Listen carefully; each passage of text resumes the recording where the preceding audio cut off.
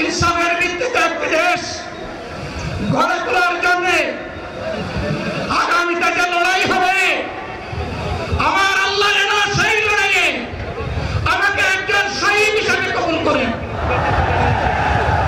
সম্মানিত বন্ধুগণ, আমাদের প্রিয় শহীদ নেতৃবৃন্দ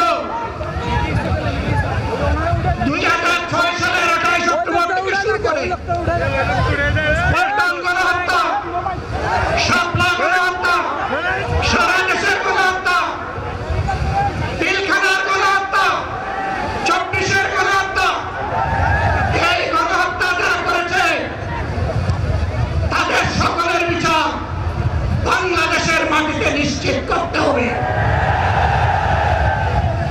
এদের বিচারের দৃশ্যমান প্রক্রিয়া শুরু না করা পর্যন্ত পুরোনো ব্যবস্থাপত্রে বাংলাদেশ আর চলবে না। এতগুলো মানুষ এমনি এমনি জীবন দেয় নাই, জীবন দিয়েছে জাতির মুক্তির জন্য। যদি বাস্তবতা পুরোনো সবকিছুই টিকে থাকবে, তাহলে কেন তারা জীবন দিয়েছিল? যারা ওই ব্যবস্থাপনায় বাংলাদেশকে আবার করতে চান, তাদেরকে আমরা বলি, জুলাই যুদ্ধ করে যারা জীবন দিয়েছে, আগে তাদের জীবনটা ফেরত এনে দেন। যদি সত্যি তাকে ফেরত এনে দেন, আপনারা পারবেন না। যেহেতু পারবেন না, কাজেই নতুন ব্যবস্থায় নতুন বাংলাদেশ গড়ে তোলা হবে ইনশাআল্লাহ। শিশু, কিশোর, যুবক, মা, বোন, শ্রমিক, ছাত্র, জনতা, ব্যবসায়ী, সবাইকে যে দেশ, যে সংবিধান, যে রাষ্ট্র নিরাপত্তা দিতে পারবে, সেই নতুন বাংলাদেশ আমরা গড়ে তুলতে চাই। ভাইয়েরা, আমাকে সবাই চাপ দিচ্ছে, কেউ বলে ভাই শেষ করেন, কেউ বলে চাচা শেষ করেন। আমি তাদেরকে নিশ্চয়তা দিয়ে বলছি, আমার মুখ আমার আল্লাহ নির্ধারিত সময় থেকে 1 সেকেন্ড আগে হবে না, এবং হায়াত যা দিয়েছেন তার 1 সেকেন্ড আগেও আমি যাব না।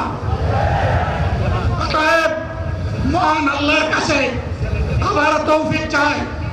আপনাদের কাছে যে কষ্ট হয়েছে, আপনারা, আমি তো এখানে শান্তিতে বসাচ্ছিলাম, আর চতুর্দিকে শুধু দৃষ্টি বুলাচ্ছিলাম। কি কষ্ট হচ্ছে আমার ভাইদের। প্রিয় ভাইরা, এই কষ্ট আল্লাহর জন্য। এই কষ্ট কার জন্য? ইনশাআল্লাহ আল্লাহ তাআলা আপনাদেরকে তার উপযুক্ত জাযা দুনিয়া দিবেন, আখিরাতে দিবেন। আপনাদের এই ত্যাগের বিনিময়ে নতুন বাংলাদেশ আমরা পেয়ে যাব। আসুন সেই নতুন বাংলাদেশের জন্য একবার স্লোগান দিয়ে শেষ করি, নারায়ে তাকবীর।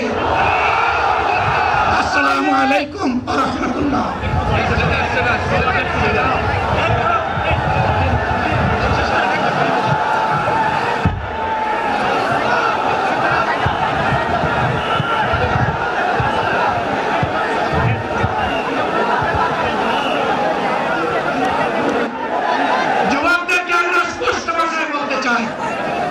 বন্ধুগণ, তোমাদের সাথে